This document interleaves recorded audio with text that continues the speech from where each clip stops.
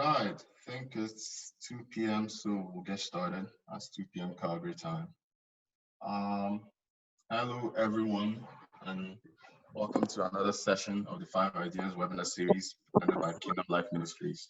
Thank you very much for joining us today. My name is Uche, and I'll be your moderator.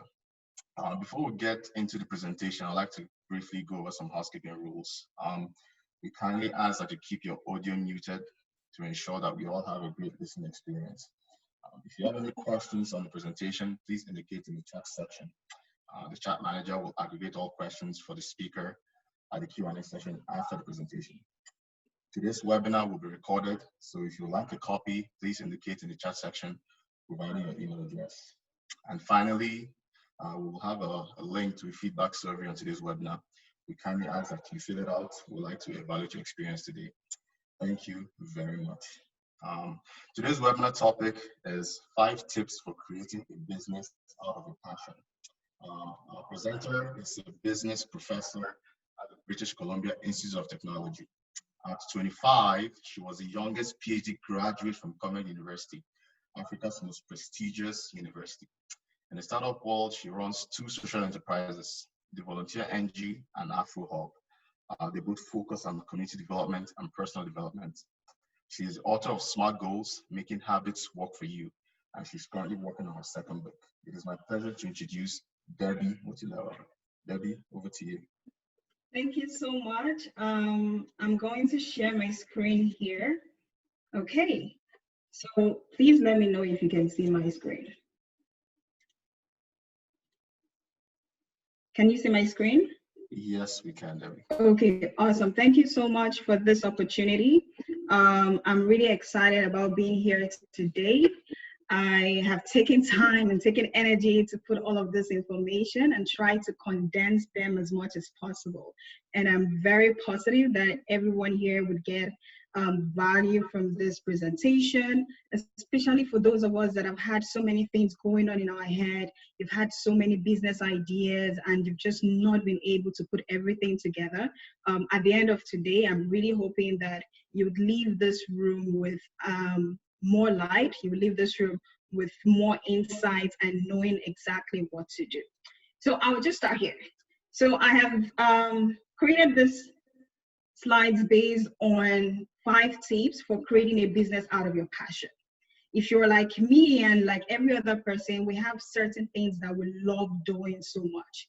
But now the question is, how exactly can you make money from all of these things that you like doing? So it's either you like baking, you like teaching, you like finance, you like fashion. All of this is amazing. But at this time and age that we are in right now, the question we all want to hear is, how can I make a business? How can I create a business?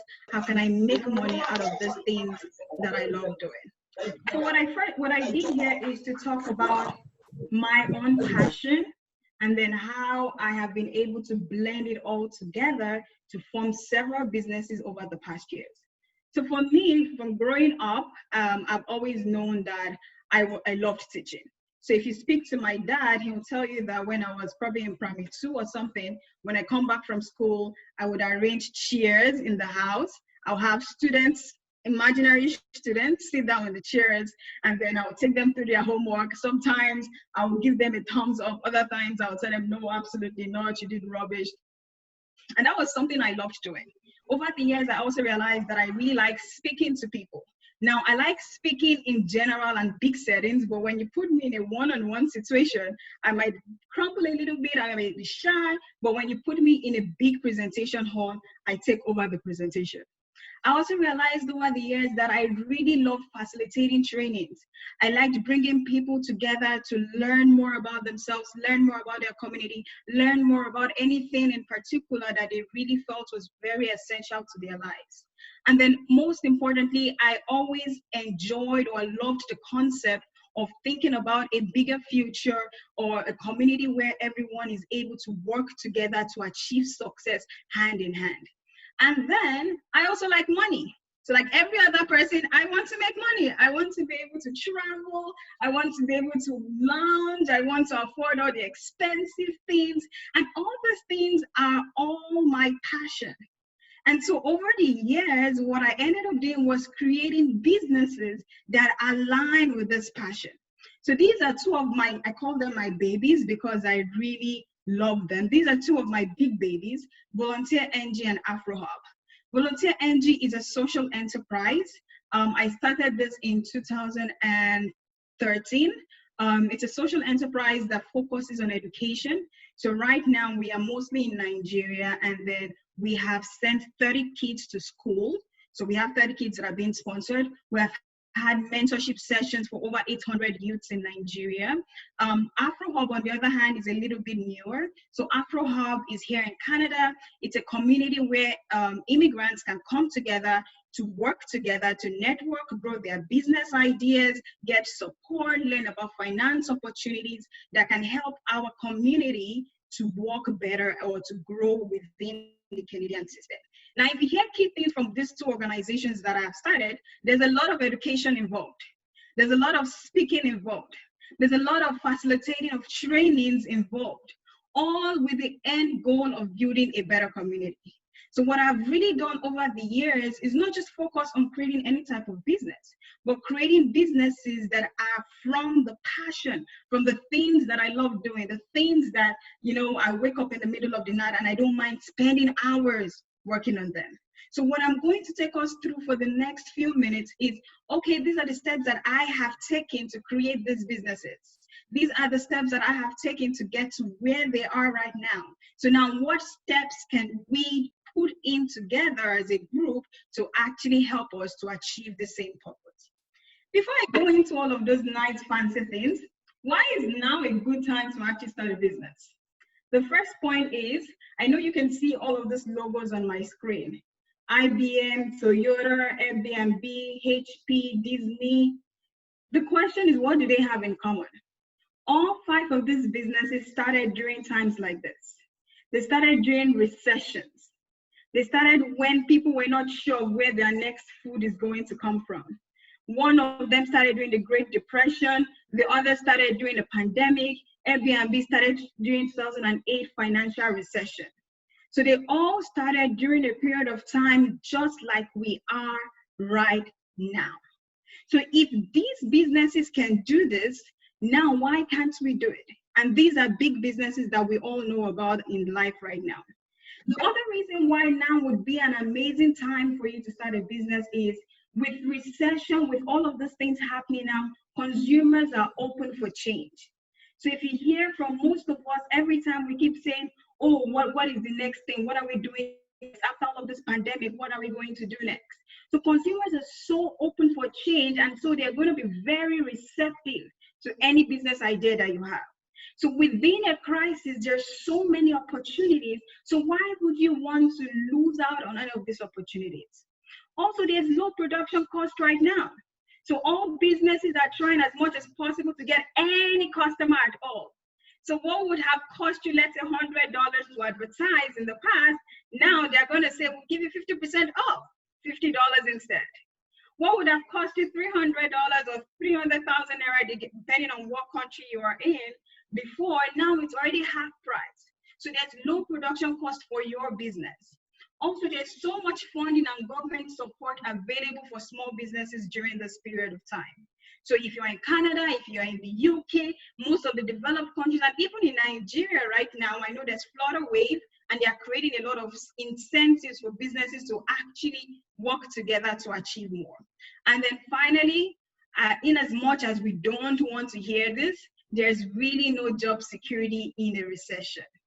So you might have a great job now, you might still have your great job 10 years from now, but the truth is you want to always be prepared just in case, so you are able to stand firm on your feet. Okay, so now let's go into the real information here. So I've created 5 tips for you to follow if you want to start a business out of your passion. The first one I'll be talking about is you have to first know what your passion is before you can actually make a business out of your passion. The second one is, okay, now we know what our passion is, but is there really a need for your service? Are people actually going to pay money for your service? Do they find value in it? Then the third thing is to define who your potential customers are. When you are able to define your potential customers, you're going to be able to create the proper structure that your business would need. And that leads on to the fourth step or the fourth step. And then finally, digging for gold. So how do we get money from all of this at the end of it all? Okay, so let's talk about discovering your passion. So these are some questions I have outlined that you can follow because they have helped me over the years for me to really know what my passion is. Some of us know our passion and we know how to create businesses out of it, but some of us absolutely have no idea what they really would classify as their passion. So for you to define your passion, key questions you can ask yourself is, what do I love doing? I love teaching. I love presenting. Okay, so that is my passion. Where have I gotten the most compliments on? So what is that one thing that every time you do, people are like, wow, you are doing such an amazing job. So maybe every time you dress up, everyone looks at you and says, wow, you always find the best clothes. There's a passion in there that we can make a business out of. Or maybe every time you talk about numbers, people are like, wow, you're so smart. Where did you get all of that knowledge from? There's a passion in there that we can make a business out of. So just think about the places or the things that you've done over the past years that you've gotten so many compliments on. Remember, that means that there is a passion there that you can work with. Now, what edge do you have from your current job? So for example, I teach at the university. So that means that when people hear my name, hear that I am a professor, if I go into a gathering and say, oh, I want to teach you about something, it already opens room because they assume that for you to have gotten this job, you know something about teaching. So if you're, for example, an accountant in one of the big fours, which I know some of us are here, you realize that people already assume that you know so much about accounting and money. And so if you enter you and say, well, I'd like to help you plan your finances. They're like, where do you work? Oh, I work in XYZ. Oh, wow, amazing. I think you should absolutely be the best person we should talk to. So think about the job that you have. A lot of times our passion comes from that angle because we already have that experience, and beyond the experience, we already have the knowledge and expertise that would help us to create a proper business. Then the next thing is, what life experiences do you have? So we've all gone through different phases in life. You've tried your hands in so many things. You've lived in several countries. Out of all of that, what can you take as one thing that you actually enjoyed doing all through this period? And then finally, what drives you? So the passion that we're going to try to create a business out of is not just any random passion. It's anything that you can be woken up by 5 a.m. and you're ready to go. You can be woken up by 12 midnight and you're ready to go. If this passion doesn't drive you, you will not be able to put in all the things that are needed for you to run a successful business. Because I'll be honest with you, starting a business is all good and nice till you realize that you have to work 24 hours a day. Starting a business is all good and nice to realize that sometimes, rather than you spending your money on clothes and all the nice things you like, you have to invest it back into the business. So if your passion doesn't drive you enough for you to start a business, it becomes very difficult for you to run successfully with your business. Okay, so now we've identified our passion. The next question is there a need for your passion? So we're going to create a business, a service, a product out of your passion. But remember, you're going to need people to pay you money for this thing. So they must be able to see a value. So let's assume you love baking, like some of us do here. You love baking, you know you can bake the best cakes. Do people really need cake? Yes, maybe they do. They have to have celebrations, so that would be a very necessary item for them. Or you are doing taxes. Do people really need their taxes done? Yes, they do. So what does that mean? That means that you have to realize that there is a need for your business. Now, in identifying the need of your business, there are two key concepts I want us to look through. The first one is this need a painkiller or a vitamin? So we all know what painkillers are. If I remember, I should have brought two cases here so you can see them. We all know what painkillers are. If, for example, you have a headache, at that point, you're not thinking, if they say, oh, this painkiller is $58, just give it to me, just give it to me. You just want it at a minute because you really need it. However, vitamins are things that, They're nice to have. So your business idea might be a nice to have. It doesn't mean that if they don't have it, they'll go crazy. Absolutely not. But it's just something that they would love to have in addition to what they already have. So if your business is a painkiller, that means you have more potential to make more money.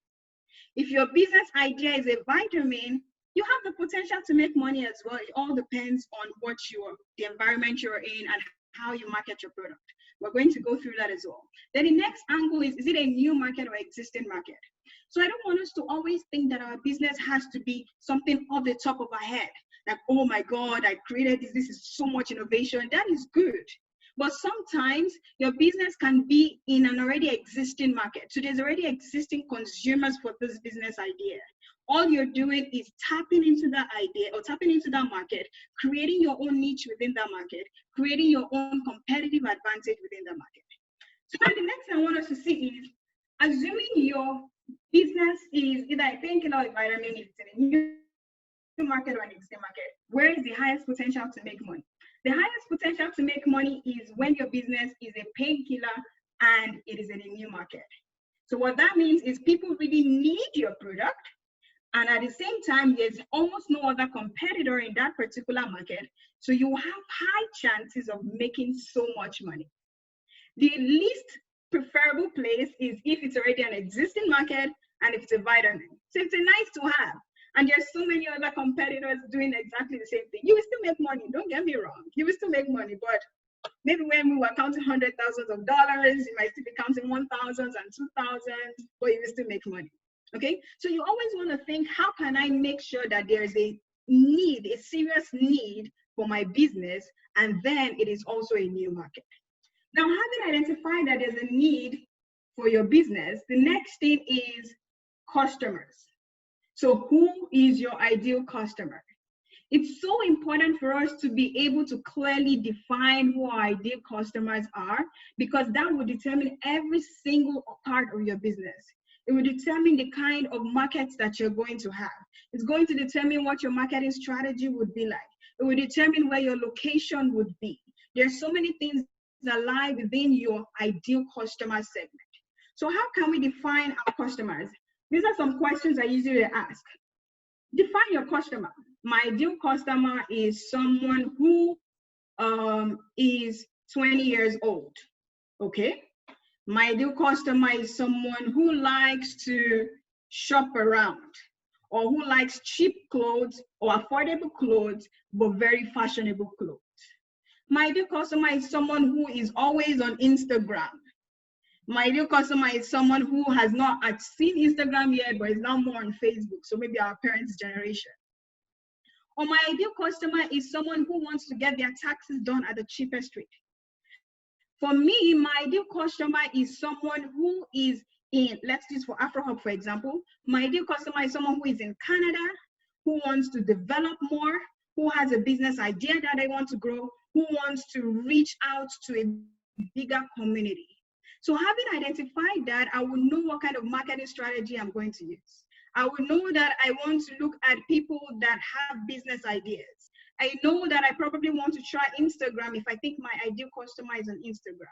I know that I probably also want to maybe go to events to meet people that are already going out of their spaces to get new ideas and products. So that helps you define every other component of your business. Now, having identified that, another thing I want us to always think about is this. This is Roger's innovations model. What Roger is telling us here in simple terms is, for every business that you start, there are several segments of customers that you would have. So the first segment of customers that you have are the innovators, people that just like new products, new services. So they just hear, oh, there's a new shop in town. They've gone there already. They don't even care what they are selling. Or people that say, oh, there's a new business. Someone is doing taxes. Okay, sure, they've gone there already.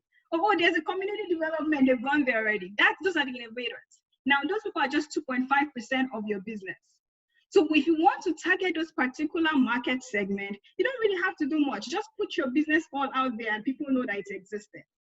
Now, the next set of potential consumers are your early adopters. These are the people that will first really try your product or service. Most times, these are your friends, your family.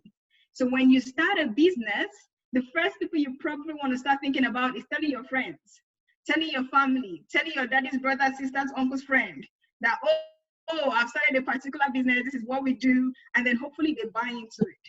Now, after those people, and those people are very important for a small business because it's their testimonials that will bring the next set of potential customers.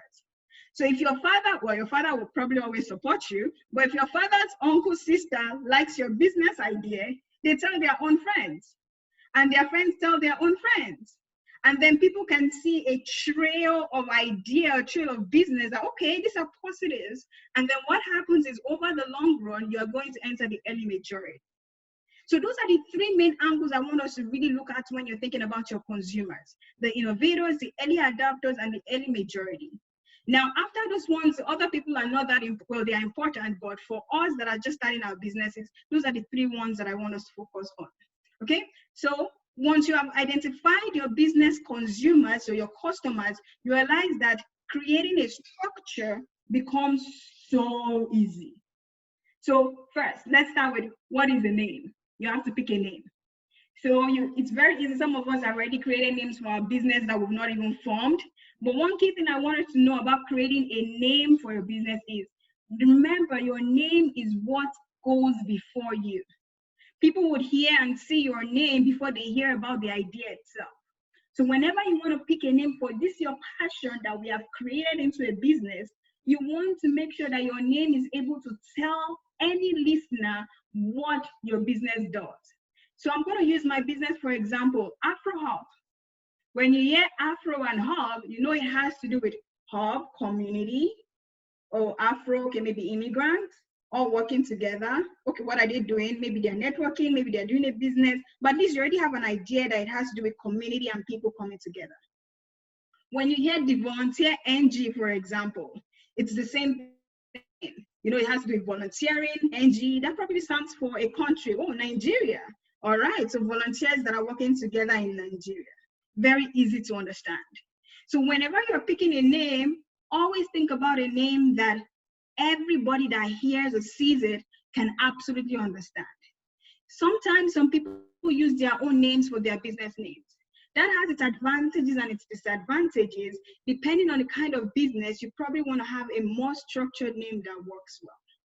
Now, the next thing you want to think about in structure is, what is the form of ownership I'm going to have? So is this going to be a sole proprietorship? Am I going to be the only one that owns and runs this business? Or maybe you want more than a sole proprietorship. Maybe you want to do a partnership. So is it going to be in, am I going to have different people working together? So my friend that I know is good in marketing, the other person is good in finance, another person is good in operations. Can we come together and create a business? Or do you want to have a proper corporation?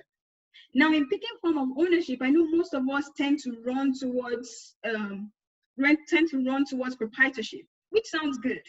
But I need you to remember that partnerships are very important.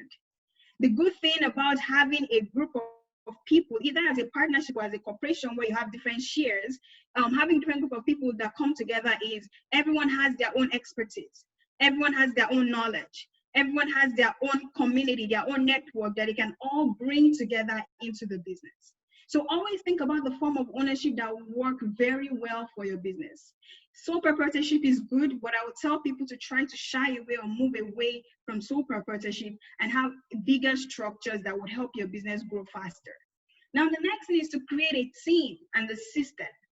So again, it's nice for you to do most of these things by yourself, but for businesses that grow, for businesses that have higher potential in the long run, you need to have support groups. You need to have a team doing some things for you. Never think you have to do everything by yourself. If you're not good with social media, outsource it or get a team member that is good with social media. If you're not good with communications, get someone that can work with you that is good in communications. Even at the beginning part of your business, there are loads of friends that you have that would always support you. For my businesses, for example, I probably just started paying people full-time 2 years ago, but I had the volunteer engine since 2013. All my team members were friends that, or just even random people that saw us on Instagram and thought, oh, amazing. And then they all came together to work together to achieve the same goal. So always think about having a team. You don't have to do every single thing by yourself. Then also try to create a system. A lot of things can be automated. You don't have to be in front of the computer every second. You can create templates that you have to just keep copying and pasting on top. You don't have to do it from scratch again. You can use QuickBooks. I'll show you some systems I can use. There are some things you can use where your accounting is just so easy and effortless. So think about systems. We've gone past the age where if you're an entrepreneur, you are doing every single thing by yourself. Now you don't have to. Technology is so great. This is the benefit. So why can't you adopt all of it? Now the next thing is to nurture a tribe. So when I say nurture a tribe, these are your consumers. Get people that would support you day in, day out, regardless of how much you are bringing to the table. So let's think about, we all know Rihanna, right? I'm sure we all know Rihanna. Rihanna, let's see. Rihanna's navies, those are her supporters. Whether she produces music, she doesn't produce music, they will still support her. If Rihanna says, I'm creating a new lipstick line, everyone is buying it. It's good, it's not good, they're still buying it. So because she has created a tribe of people that are #1 supporter, in doing that, this is just you getting into the soul or getting into people that really are aligned with your business idea. Then the next thing is then to create a business plan. So a business plan is just a document that you can, it's like a blueprint that outlines all the key information about your business. The reason why you need a business plan is when you need to talk to investors, when you need to talk to your friends, when you need to talk to your family members, when you want to expand your business, you have a full document that talks about all the key components of your business. Sometimes we don't always share our business plans, but we share what we call a business model canvas, which I will show you in the next slide. Now, the next thing is register your business. So again, some of us don't like registering the business at first because we don't want to do taxes. We don't want to have all of this extra information that you need to do when it comes to businesses. But it's always advisable to register your business after you start making some money. The reason is, maybe not even after you start making some money, once you have your structure together. The reason is there are so many benefits that you can get when your business is registered. In all countries, every country, there's so many grants that you can be able to apply for the minute your business is actually registered. Now, the next thing is start making money. So at the end of it all, we all want to make money. That is why we're doing this in the first place. Okay, so once you have all of this structure together, we'll go on to the next point, which would outline the next thing for you to do. But I just want us to see a couple of things. So remember I said you should create a business plan. A business plan can be very lengthy. So what we do these days is we create a business model canvas. A business model canvas covers all the key components of your business, but guess what? It's very easy to read. It's easier for you to do. It's just one page and everyone can answer all the questions. So what does it ask? What is the problem that you're trying to solve? Remember I said from the beginning, there must be a problem, there must be a need for your business. If not, you cannot actually make any revenue from it. What is the solution that your business is bringing to the table? How would you measure whether or not you're providing the solution?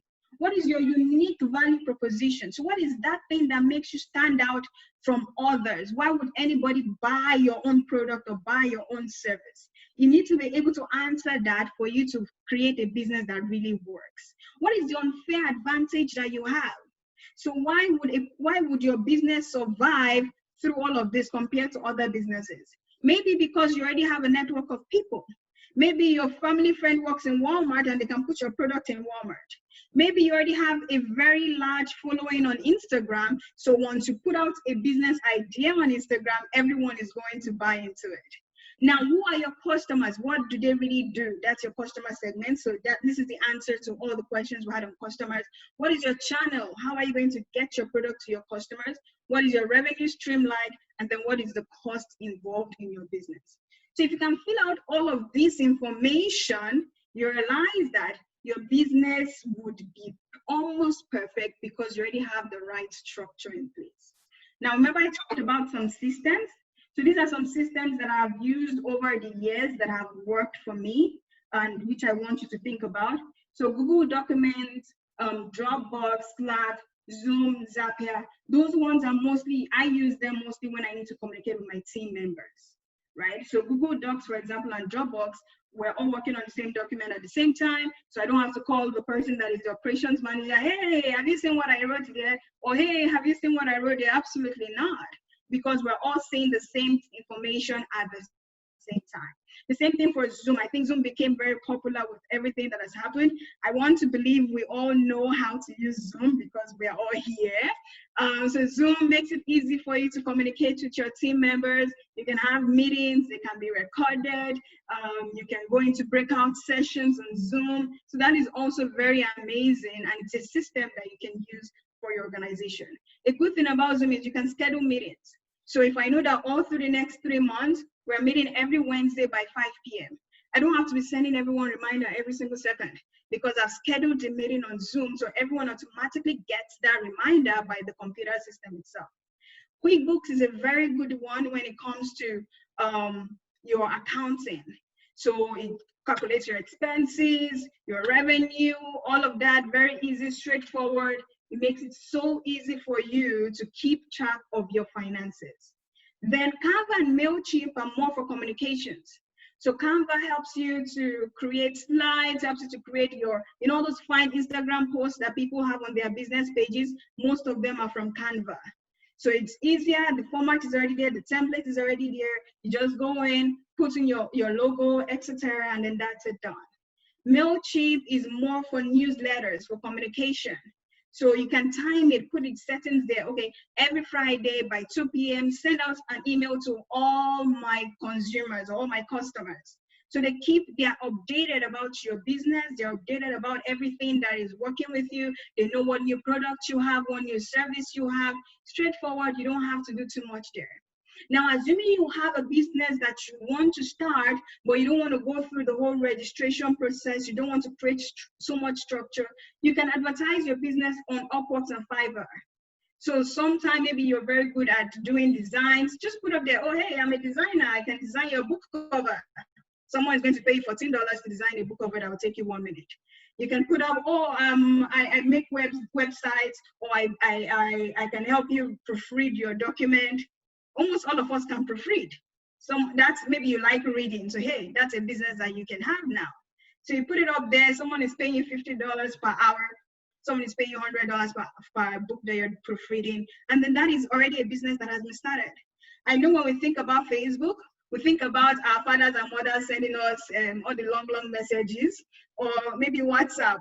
Oh God, that is the broadcasting place. This person will send you 3 lines messages, 10 lines messages. But they have so many advantages. Facebook has Facebook Marketplace. Any product that you're selling, you can put it there free of charge. And so you already have a system where consumers can easily see what you're doing, people can know what you're doing, and then you are getting that large setting for yourself. The same thing as WhatsApp. People send out messages on WhatsApp advertising their business. Twitter, Instagram, I know when we think about this thing, we're just chilling on it, but there's so much money. People are making so much money from all of these platforms. So it's very important that we look into all the things that we've been using over the years for entertainment and just chilling. There's so much money that can actually be made from these platforms. Okay, I'm almost done. The next thing is, I'm sorry, this looks this way. It looked different on my computer before. The next thing is, okay, so we have all of these business ideas together. Where are we getting the money to actually run this business idea? I know that is one thing that stops a lot of entrepreneurs. Oh, I don't have the money. Where would I get the money from? The truth is, for most businesses, you don't need that much money to start. All you need is an Instagram page. All you need is a Facebook page, which we already have, and it's free of charge. So most times your business can come from the money that you already have, investment that you already made, personal finance. That's where the first money comes into businesses from. So I remember when I started my social enterprise, I was a copper. I don't know if anyone knows what National Youth Service, so we are the government's children, they used to call us. So after university, we go through this 1 year of serving our community or serving our country. So pretty much what I was earning was 19,500 Naira. This is in Naira. And then some money from the job I was working. But then when I started the enterprise, a lot of my friends would reach out and say, yo, Debbie, where are you going to get money to volunteer? And then I told people that, hey, I'm not going to spend so much because we're all coming together. to work on this at the same time. So by the time 5, 10 people come together to work on one idea, everyone has contributed their own money, and then it's working very well. If you, for example, like copywriting, you like designing, you don't need to spend any money on that. If you use Canva, max, maybe you do Canva Pro. But still, you don't need so much money on it. So think about the first way that you get money from your business is through personal finance. Then after that, there's investment from friends and family. So your father, your mother, your brothers, your sisters, your uncles, your friends, when they see that your idea is something that is strong, a lot of times they're very willing to invest. Family, friends especially, when they think, oh, everyone is thinking of ways to make money. So if I see that your idea is a great idea, I probably want to invest. I might want to invest and get some shares back, but I'm definitely investing if it's a great idea. Now, the next one is loan. So you can get, I know some of us don't like hearing loans, but I'll just mention it because it's still an option. You can get the loans from the bank, or even if you have your credit card, you can use your credit card for the first investment. So let's assume you're baking. I don't have money to buy flour. I don't have money for sugar and all those things. If you use your credit card, the minute the person pays you, you put the money back into your credit card.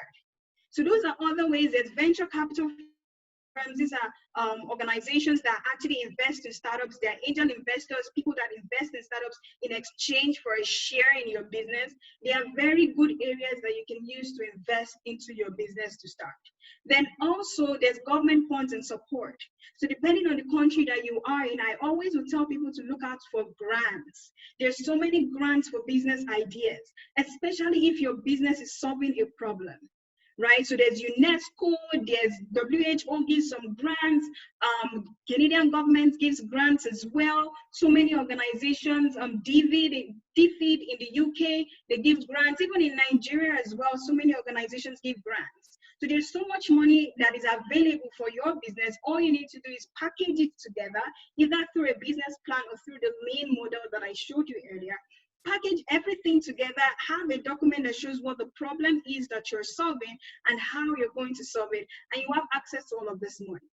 Okay, so I just took a screen grab of an example. So if you're in Canada, for example, if you go to canada.ca, you have this document, this page that shows you all the step-by-step things about small businesses. Now, if you're looking for grants and financing, if you pick business grants and financing, it will take you to somewhere like this, and it asks you for your story. Very simple. That's the truth. It's so simple. We need to just tap into some of these things. It will ask you, what are you looking for? What kind of business do you have? What is your goal? What do you want to use this business for?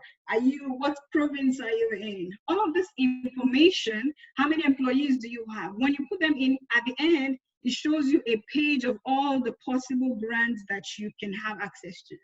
Now, you are not limited by country. So this is Canadian. When you're in Nigeria, there's so many of this as well. I have received grants in Nigeria for Volunteer NG because it's based in Nigeria. If you're in the UK, there's so many grants that are available to you as well. All you need to really do is just have a business idea that is solving a problem in the society.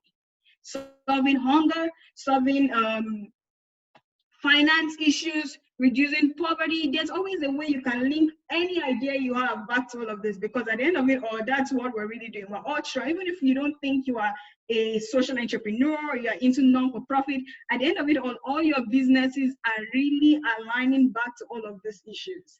So it's just linking every single thing together, and then you realize that maybe you don't even need to spend any bit of your money into your business. So that is what the structure looks like. And then this is where you can get money from some of these places.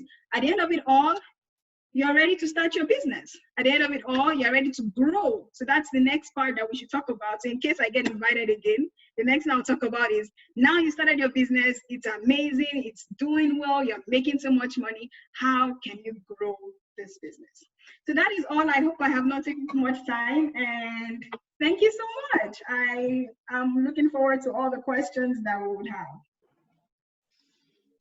Thank you very much, Debbie. I think I can speak for everyone that was very informative. It was fully packed. Thank you very much for that presentation. Just a reminder to everyone, if you have any questions, please drop it in the chat section, and the chat manager will send it my way. So Debbie, we have questions flying in. There's one here already. So the question was, you mentioned you have a social enterprise, AfroHub, It says, does AfroHub accomplish one of your goals or one of your passions, making money? How? Okay. So AfroHub does accomplish some of my goals, and especially the one of making money.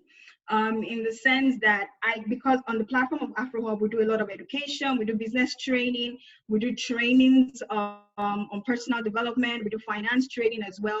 Even though we're still new, I still get invited for events based on AfroHub. And when I get invited for some of these events, some of these workshops, I get paid. So yes, money is definitely still coming into my bank account. All right, all right. Thank you very much. So I have one question for myself. There's something you mentioned. You said it's good to register your business. You say after you've started making money. Is there a reason for that? Do we have to wait until we start making money, or can we register it even before finances are coming in? Absolutely. Two ways to registering your business. We have two schools of thought. There's a school of thought of people that believe that, hey, register your business the minute you already have your idea, especially because of names. So if you register it, you can secure your name, you can secure your platform, you can secure all of that, which is great. You can also get benefits, maybe like from the government, for example, tax relief for your leased vehicle. You can put some money off as, oh, I use this as a business expense for some part of your apartment as well. Oh, I use some part of it for my business. So those are the advantages of registering it before you even start making money. However, some other school of thought and maybe people that are a bit more skeptical.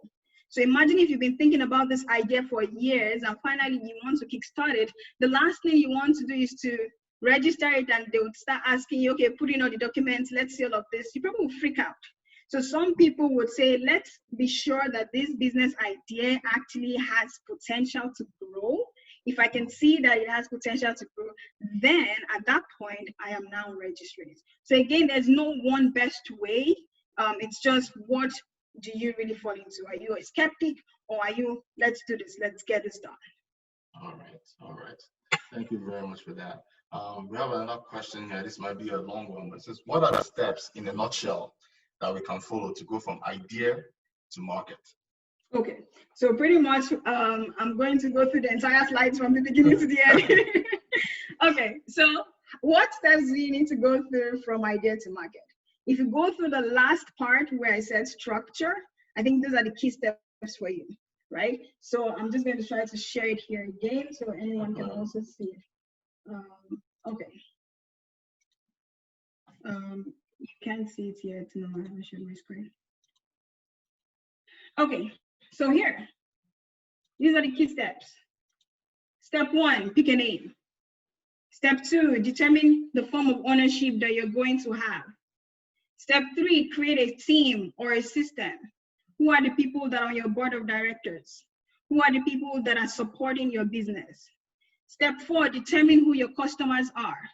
So after determining your customers, start creating a tribe. So now we're assuming you are registering after. So start creating a tribe. Go on Instagram, go on Twitter, go on Facebook. Start having people that are associated with your brand, associated with your product, associated with your service.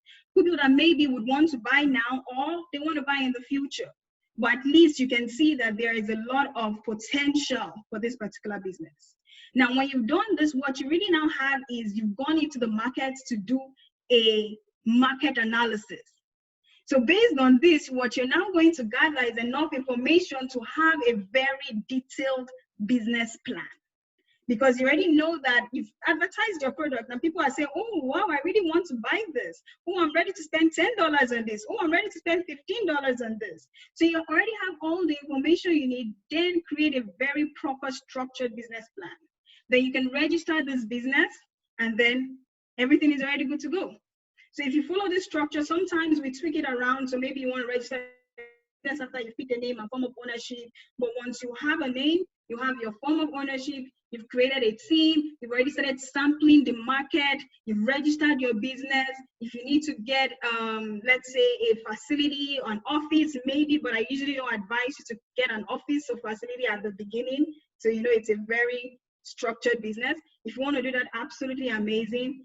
All join together, ready to go. Start marketing your product. So I hope that answers that question. I think you did your best given the time limitation. Thank you very much. So we have another question here. I think you've touched on this, but the question was more specific. Now the question is, how can I make money from a non-profit business? I know you mentioned how you did for AfroHub, but in general, how can one make money from a non-profit? Okay, so I have, and this is probably what my second book is on right now, is a non-for-profit is amazing, but consider having a social enterprise instead of a non-for-profit. This is the difference. A non-for-profit is just saying, hey, we're not making any money, we're just helping the community, end of story. But a social enterprise is the blend between a business and a non-for-profit. So we're helping the community. This is our project that we're working on. However, we also have a source of income. So AfroHub, for example, we have courses that we give. Some of them are free. In the long run, most of our courses will probably be paid for. So you would pay for it, so we're making income, right? We have a product, so it could be swag items. People have already associated with your brand, and now you have swag items, you have t-shirts, you have bags, you have throw pillows, you have so many other things that you're doing that people can buy while they're associated with your non-for-profit. So you're making money from that angle.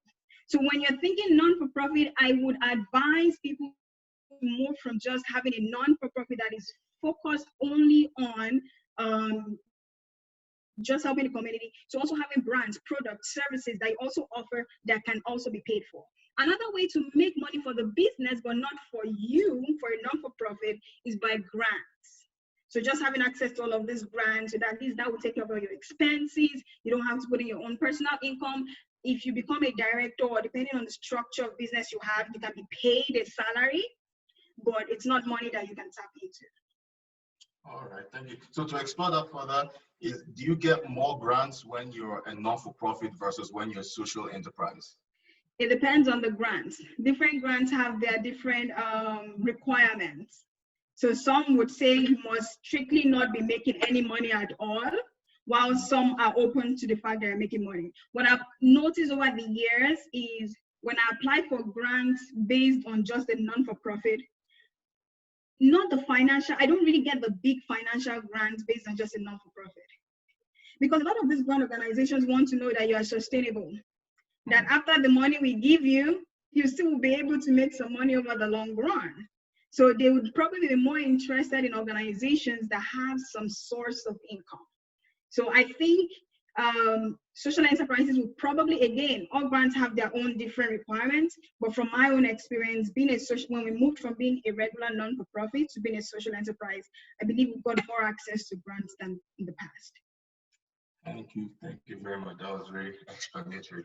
I have another question here. So, in an instance where your business or your idea is more of an innovation, how do you go about getting a patent or securing proprietary ownership of your innovation? Okay, so first I should put a disclaimer. Most of my business ideas that I've done in the past, I've not really needed to patent anything. So this information I'm giving you right now is not based on first-hand knowledge that I did it myself.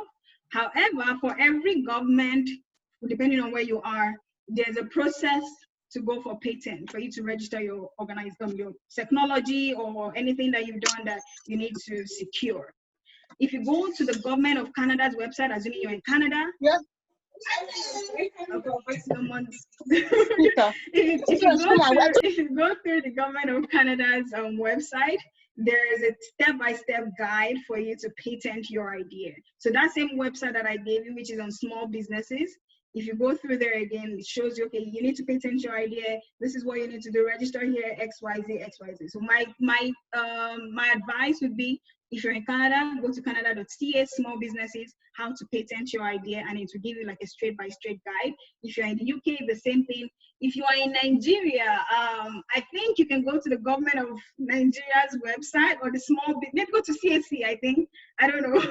I can't answer that if you're in Nigeria, unfortunately. Okay, thank you very much. I think some people are really excited about your answer there. Excitement. So another question here says, in your opinion, what are some of the challenges a person encounters when starting a business? Does this person have a full-time job already? So it will depend. Okay, if you already have a full-time job, At least you don't have to think about income because your full-time job is taking care of your bills. And that's another advice I have for everyone is, I know it's enticing, you know, when you have this great idea, the next thing you want to do is to quit your full-time job and start doing that business. I have never quit, okay, maybe once, but that was after the business had already grown to an extent. Don't quit your full-time job, please.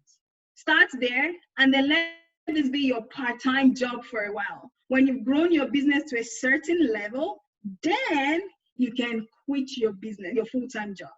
So if you still have a full-time job, the challenge of money would probably not be a problem because you have enough money to take care of yourself as well as to invest in your business. So the kind of problems or challenges that you will have will be more of time, right? Because now you're juggling two things at the same time. I had a period of time when I was doing my PhD and I was still working at Covenant University as well. I had a period of time when it was so difficult that I think I was talking to someone about this yesterday, I would wake up from my normal classes by 8 a.m. to teach a class, assuming I have a morning class.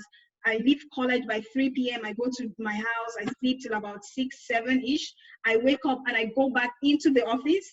And then I'm in the office all till 3 a.m. the next day because I was juggling 3 or 4 things at the same time. It's a toll on your body, right? You either become too skinny, if that's a good thing for you. Right now, I really wish I could just become skinny by that. You know, if that's a good thing for you, that's good. So it's usually time, sometimes acceptance. You need to know that not everyone would accept your idea. And sometimes some of us get crushed or crushed when we talk about an idea and people are like, yeah, absolutely not. So that's another challenge that most people would have. Penetrating the market as well can be a difficult one because especially if you're working in an existing market, there's a lot of products and services that are similar. So why do I want to spend money on your own product if I can do it with another product? If it's a new market, people might not really buy into your idea on time, so that might be an issue.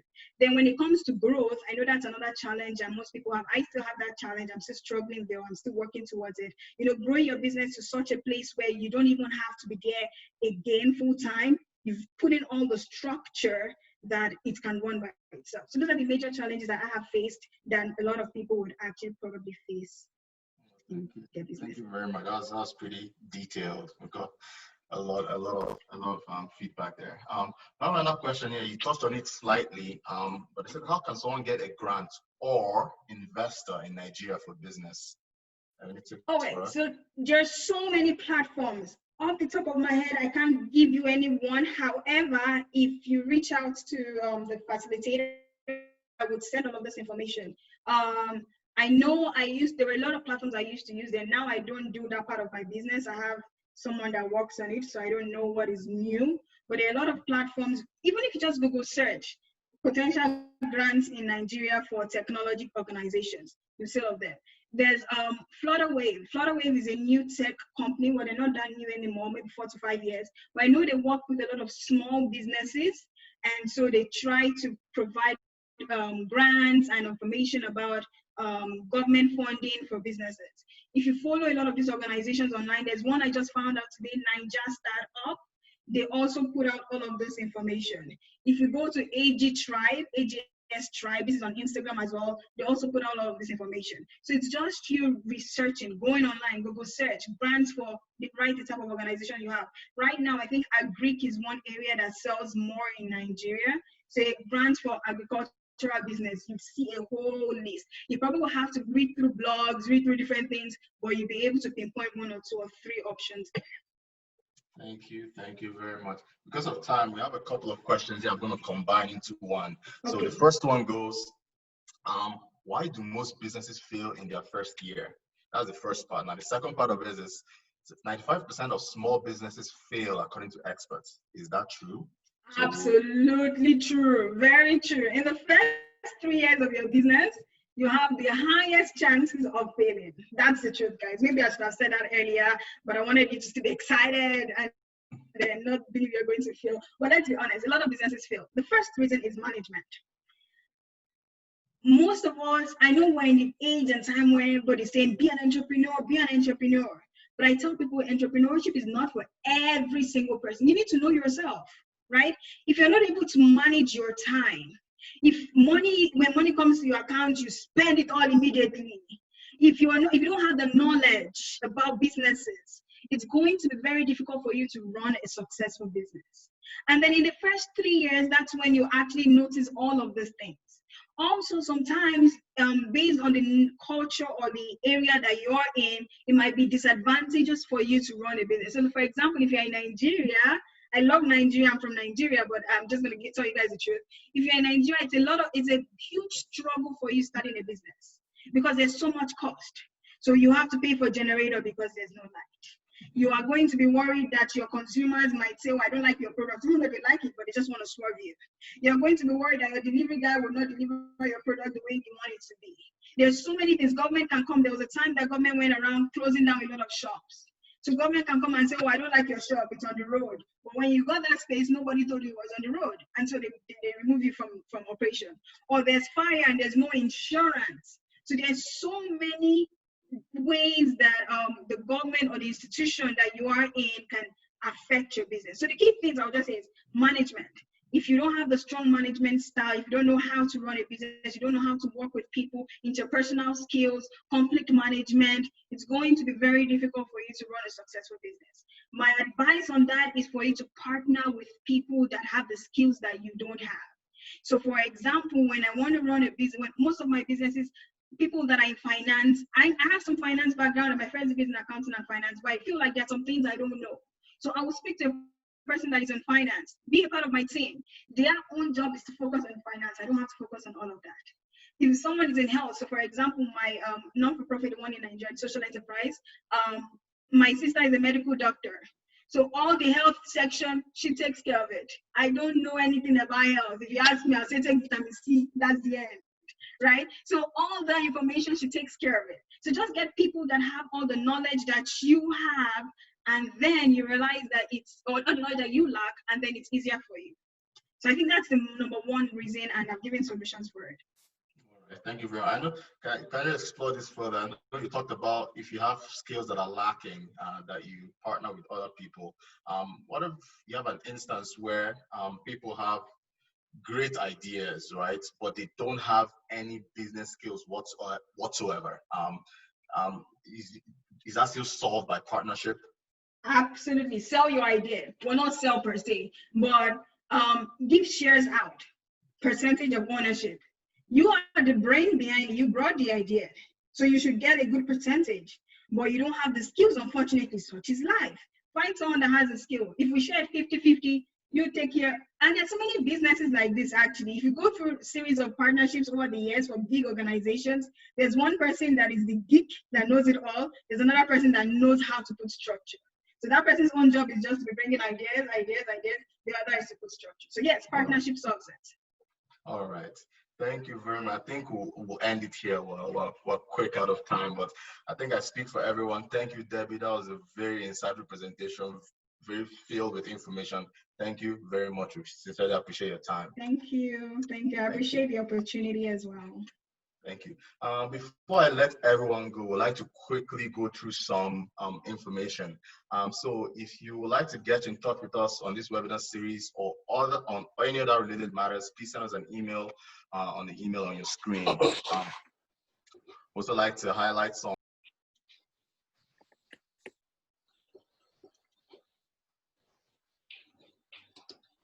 by Pastor Anayotuku Onwuka called A Path to the Dream Life. It's a motivational book about rising above your circumstances to achieve your dream life.